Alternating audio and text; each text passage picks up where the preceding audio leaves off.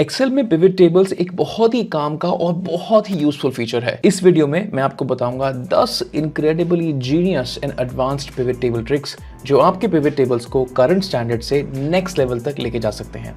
And तक देखिएगा, बहुत मजा आएगा। You will learn a lot. Let's start. ये वीडियो को ऑर्गेनाइज बनाने के लिए थोड़ा सा इसको स्ट्रक्चर कर लेते हैं। ये वीडियो मैं 3 पार्ट्स में डिस्कस करूंगा। पहले डिस्कस करूंगा फॉर्मेटिंग ट्रिक्स, दूसरा डिस्कस करूंगा कुछ calculation tricks in pivot table, और फाइनली कुछ advance tricks to blow your minds out. Let's start with formatting. तो स्क्रीन पे हमारे पास यहाँ पे कुछ सैम्पल सेल्स डेटा है जिनके कुछ स्टैंडर्ड कॉलम्स हैं। मुझे इस डेटा से एक पिवट टेबल बनाना है। मैं आपको सिखाता हूँ कि पिवट टेबल के कैलकुलेशंस पे आप फिल्टर्स कैसे लगाते हैं। आपको देख के ज़्यादा अच्छे से समझ में आएगा। तो ये डेटा ऑलरेडी एक टेबल फॉर्मेट में है। मैं इंसर्ट टैब में जाऊँगा और यहाँ से एक पिवट टेबल क्रिएट करता हूँ।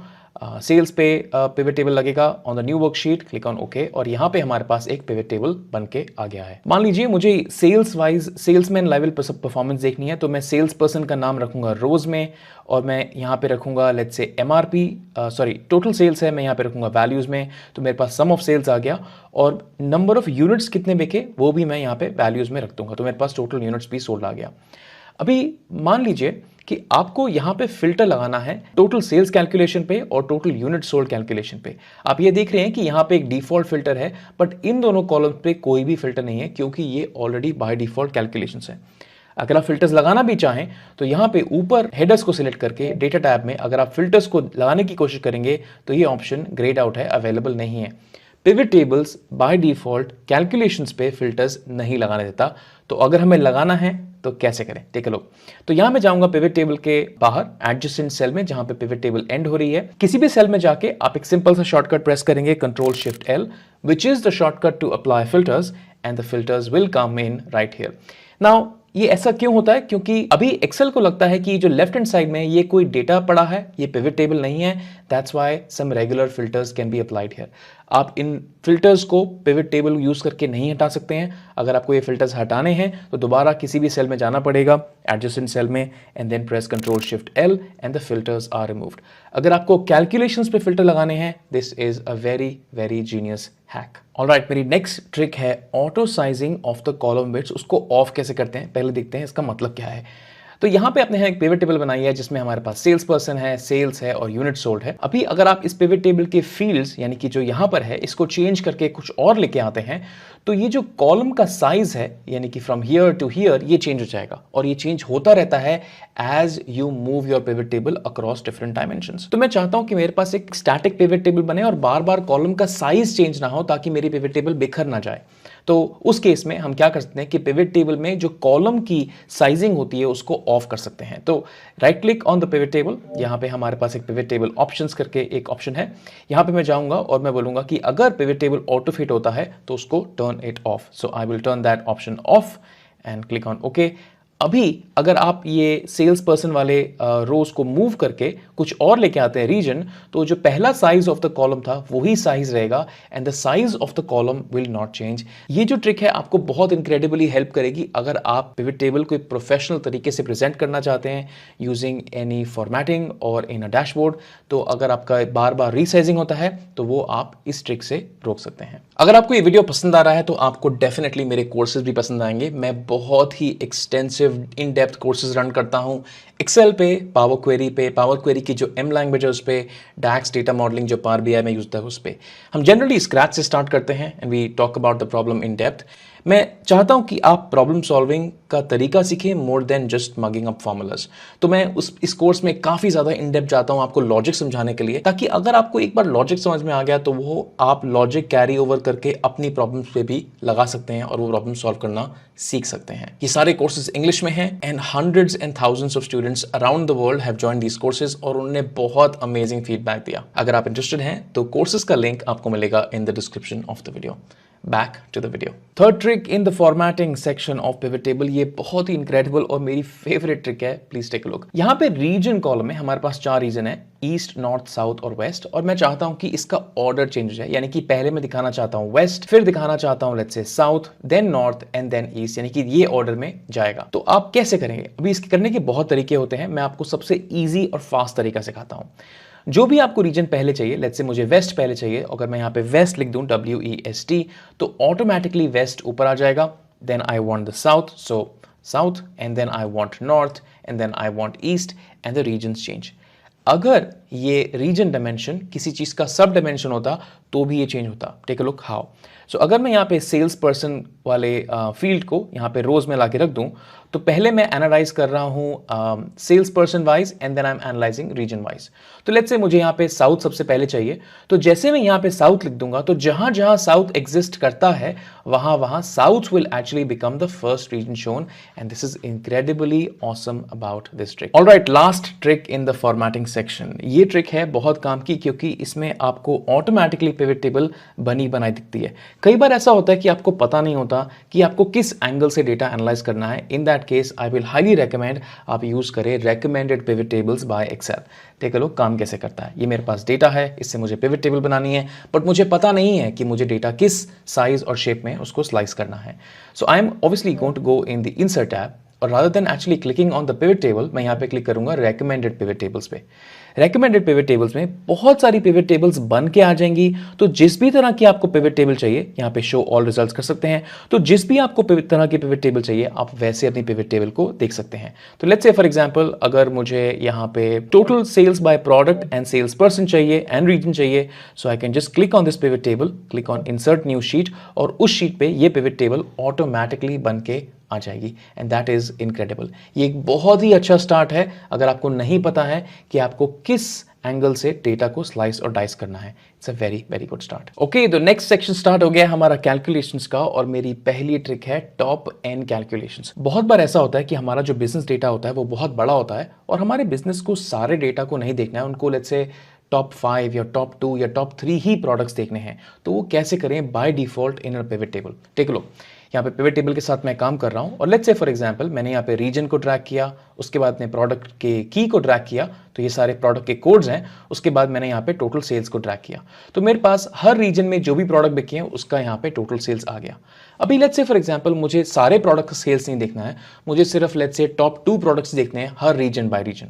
तो मैं यहाँ पे लाके एक फिल्टर लगा सकता हूँ प्रोडक्ट्स कॉलम में, और मैं बोलूंगा कि यहाँ पे मैं कहूँगा value filters, and I will say that I want to take a look at top 10. अभी ये लेबल टॉप 10 है, बट टॉप 10 के अंदर आपको टॉप 10 नंबर को एडजस्ट करने की कैपेबिलिटी मिल जाएगी. तो मैं बोलूंगा यहाँ पे top, and I only want to take a look at top 2 products items में by the total sales. Click on okay, और यहाँ पे हर रीजन के वो 2 ऐसे कौन से प्रोडक्ट्स हैं जिन्होंने मैक्सिमम सेल्स दिया, वो आपको यहाँ पे बहुत सा आराम से मिल सकता है. ये आप जो टॉप 10 था, इसको आप बॉटम से एडजस्ट कर सकते हैं, टॉप 3 लगा सकते हैं, और सेल्स पे कर सकते हैं. बहुत सारे अलग डायमेंशंस और कैटेगरीज में यूज कर सकते हैं, but this was a simplistic way of doing top analysis और bottom analysis in a pivot table. The next trick, YTD कैसे कैलकुलेट करें. YTD एक बहुत ही कॉमन कैलकुलेशन है बिजनेस में. वो हमें ये बताता है कि करंट डेट तक, साल के शुरुआत से लेके अभी तक जो भी करंट डेट है, उस डेट तक हमारा सेल्स या यूनिट्स या जो भी एक मेट्रिक है वो कितना हुआ. देखिए ये पिवट टेबल में कैसे होता है, बहुत ही सिंपल है. तो यहाँ पे मेरे पास एक ब्लैंक पिवट टेबल है. अब YTD एक ऐसी कैलकुलेशन है जो आप किसी डेट के अगेंस्ट में करेंगे, इसीलिए हमारा डेट फील्ड यहाँ पे बहुत जरूरी है. तो डेट को लेके मैं यहाँ पे रोज में ड्रैग करूंगा. That's my first thing. So date goes in the रोज.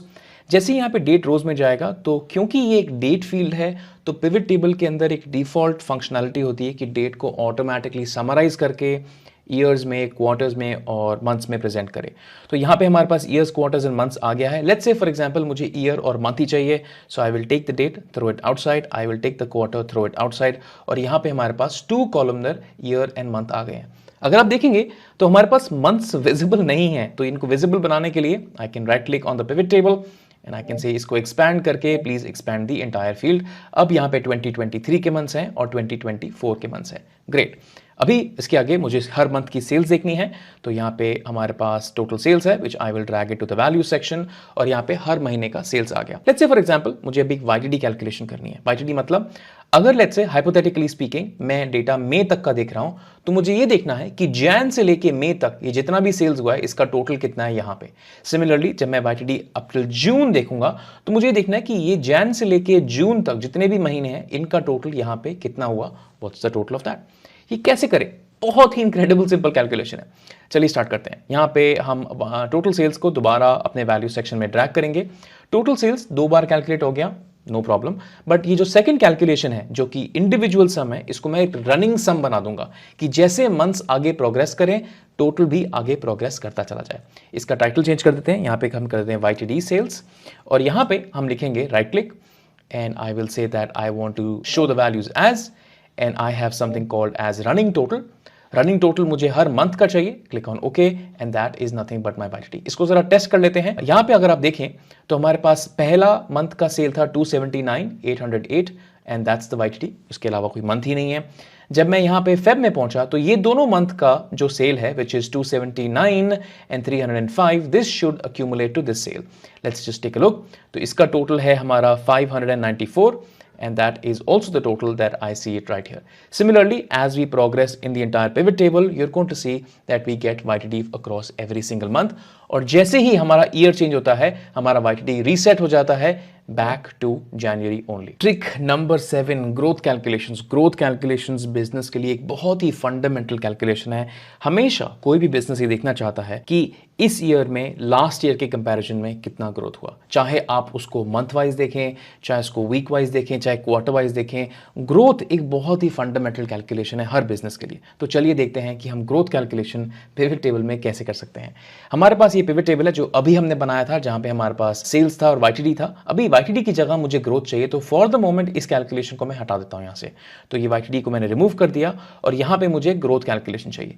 मान लीजिए कि मैं year on year growth calculate करना चाहता हूं। इसका क्या मतलब है, ये जो नंबर है जनवरी का विच इज 315,074, इस जनवरी के सेल्स को मैं लास्ट जनवरी के सेल्स से कंपेयर करना चाहता हूं which is this number and I want to find out कि कितना ग्रोथ हुआ, यानी कि 279 वर्सेस 315 कितना ग्रोथ हुआ। And similarly then I want to do it for Feb and then March and April and so on and so forth. तो ये कैसे करें, दोबारा हम यहाँ पे अपना जो सेल्स है इसको यहाँ पे ड्रैग करेंगे, हमारे पास वही सम आ जाता है, बट ये सम कैलकुलेशन को अभी हम मॉडिफाई करते हैं। तो right click on the sum and I will say show values as, और हमारे पास यहाँ पे एक बहुत इंटरेस्टिंग ऑप्शन है percentage difference from. Percentage difference from में क्लिक किया, उसके बाद मैंने बोला कि जो मेरा बेस फील्ड है वो हमें मंथ ऑन मंथ ग्रोथ नहीं करना, हमें ईयर ऑन ईयर ग्रोथ करना है। तो I will pick up the year, हर एक ईयर को प्रीवियस आइटम से कंपेयर करना है। तो अभी 2024 है तो 2024 2023 से कंपेयर होगा, अगर 2022 होता तो 2023 2022 से कंपेयर होता, so on and so forth.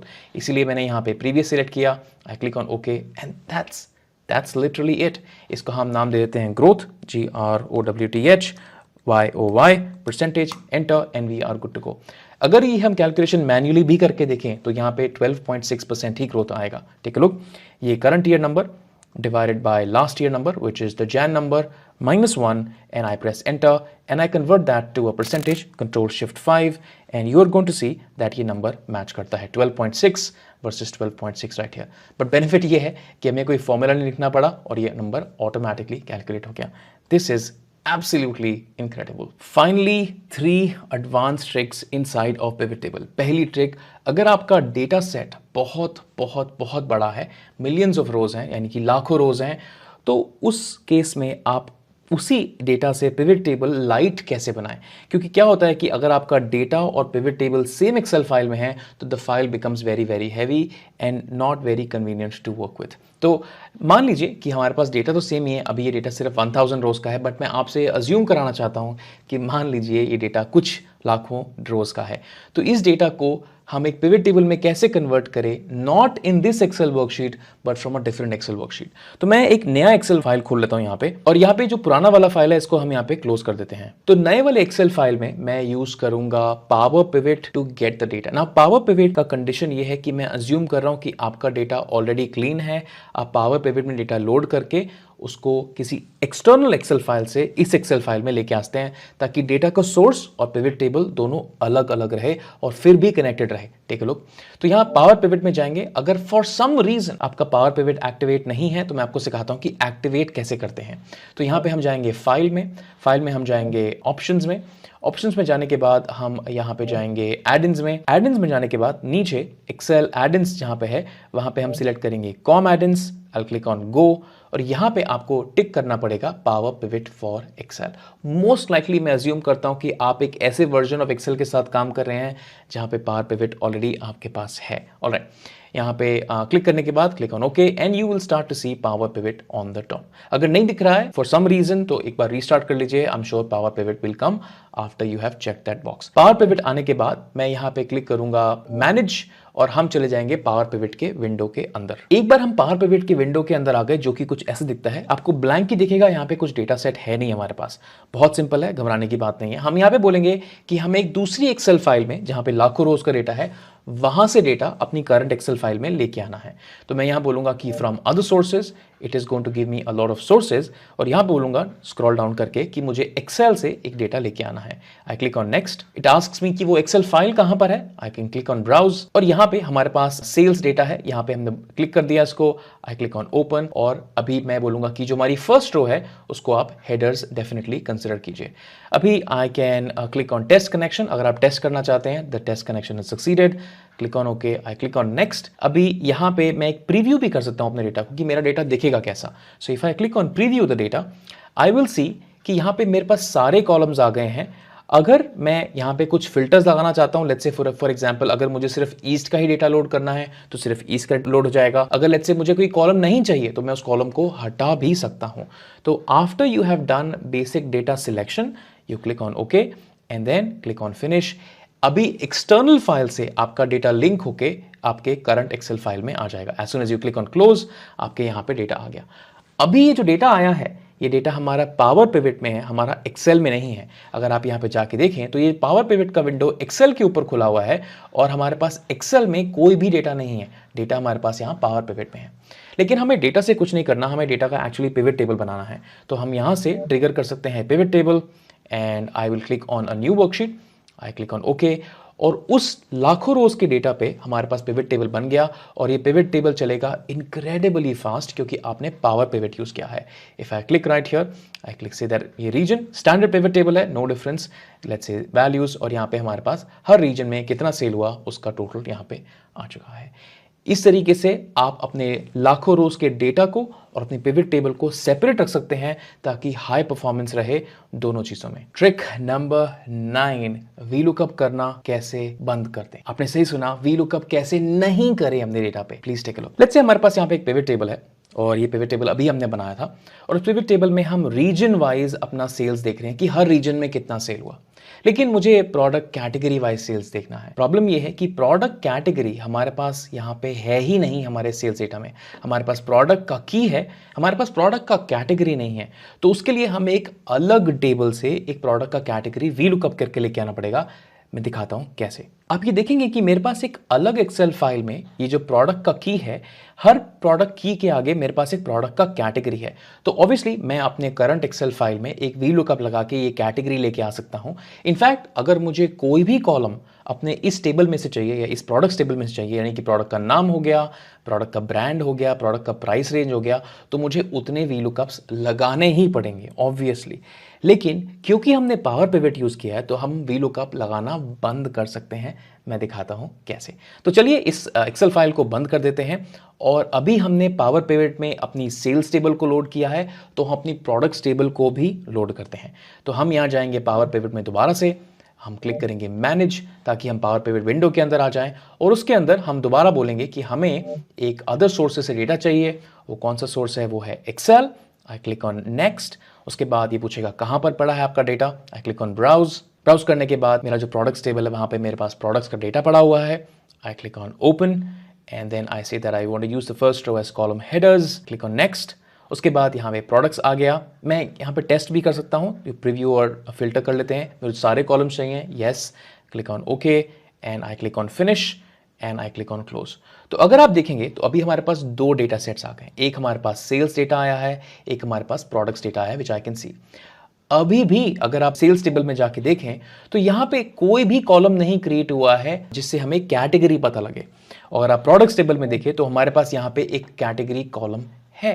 तो अगर हमें वीलुकअप करना है तो हम कौन से कॉलम को यूज करके वीलुकअप करेंगे? हम इस पर्टिकुलर कॉलम को यूज करके एक वीलुकअप लगाएंगे। तो वीलुकअप करे बिना वीलुकअप कैसे करते हैं, लेट्स टेक अ लुक। तो मैं यहां जाऊंगा ऊपर डायग्राम व्यू में और डायग्राम व्यू में दोनों टेबल्स को मैं कनेक्ट कर दूंगा। यानी कि इस सेल्स टेबल में से हमारा जो प्रोडक्ट कॉलम है, यानी कि जो प्रोडक्ट का नंबर है प्रोडक्ट, और ये जो प्रोडक्ट की है, इन दोनों को आपस में मैं लिंक कर दूंगा। ये याद रखिएगा कि जो प्रोडक्ट्स टेबल में, इसमें दो कंडीशन सेटिस्फाई होनी चाहिए ये कनेक्शन बनाने से पहले।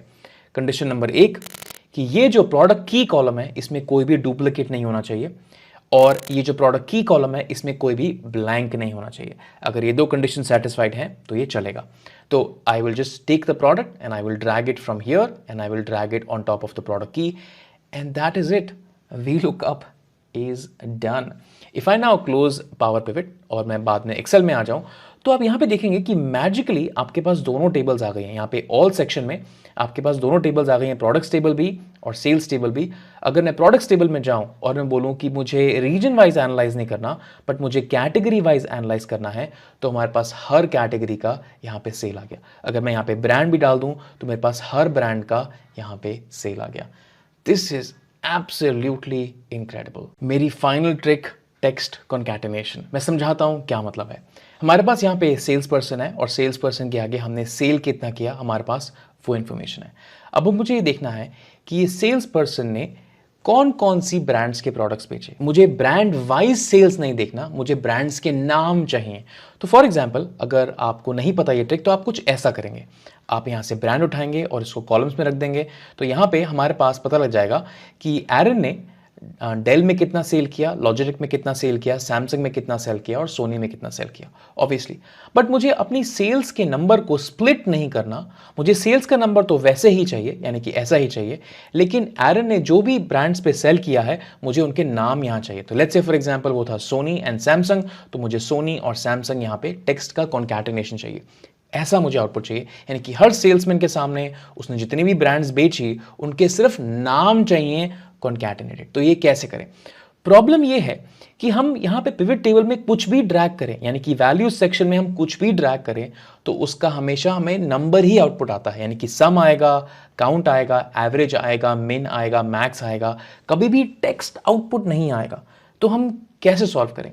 इसके लिए आपको जानने पड़ेंगे डैक्स फार्मूलाज। मैं एक एग्जांपल के थ्रू समझाता हूं। तो हमें उसके लिए एक मेजर लिखना पड़ेगा। मैंने मेजर ऑलरेडी लिख लिया है, मैं आपको दिखाता हूं मेजर। मैं आपको यहाँ पे सिखा नहीं पाऊंगा कि मेजर्स कैसे लिखते हैं, उसके लिए एक बहुत ही कॉम्प्लिकेटेड अनदर वीडियो बनाना पड़ेगा जहां पे मैं आपको डैक्स का इंट्रोडक्शन दे सकता हूं। But for now it is a good start, take a look.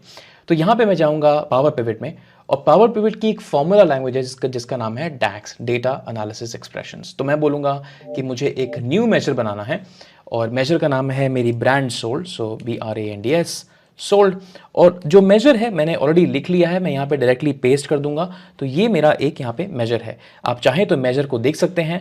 मैं सिंपली एक कॉन्कैटिनेशन का फंक्शन रन कर रहा हूँ। मैं बोल रहा हूँ कि सारे ब्रांड्स के नाम कॉन्कैटिनेट करो, एक डिलिमिटर है जिससे है कॉमा, और उससे ब्रांड्स को सेपरेट आउट कर दो। That's pretty much it, and I will click on okay. और ये मेरा एक मेजर बन गया। यहाँ पे दो इक्वल्स टू साइन है, एक को रिमूव कर देते हैं, check the formula, all good, click on okay. और यहाँ पे ब्रांड सोल्ड करके एक यहाँ पे हमारा कैलकुलेशन बन गया। अगर अब आप देखें तो ये हमें दिखा रहा है कि एरन ने ये जो सेल्स अचीव करी है, ये दो ब्रांड्स से बेच के अचीव करी है, which is Logitech and Samsung, और ये हमारा आउटपुट परफेक्ट बैठता है। हमें ऑब्वियसली अपनी सेल्स को स्प्लिट नहीं करना था, हमें यहाँ पे ब्रांड्स का कॉन्कैटिनेशन चाहिए था, और हमारे सारे ब्रांड्स कॉन्कैटिनेट होके आ गए हैं। बहुत ही पिक्यूलियर सिनारियोज में आपको इसकी जरूरत जरूर पड़ेगी, जहां पे आपको टेक्स्ट कंबाइन करना पड़ेगा। और डैक्स फॉर्मूला लैंग्वेज एक बहुत ही इंटरेस्टिंग तरीका है और एडवांस कैलकुलेशंस करने का यूजिंग पिवट टेबल्स। अगर आपको ये वीडियो अच्छा लगा तो मेरा नेक्स्ट वीडियो आपको एक्सेल ट्रिक्स के ऊपर बहुत बहुत पसंद आएगा। Please continue watching. मैं आपसे नए वीडियो में मिलता हूं।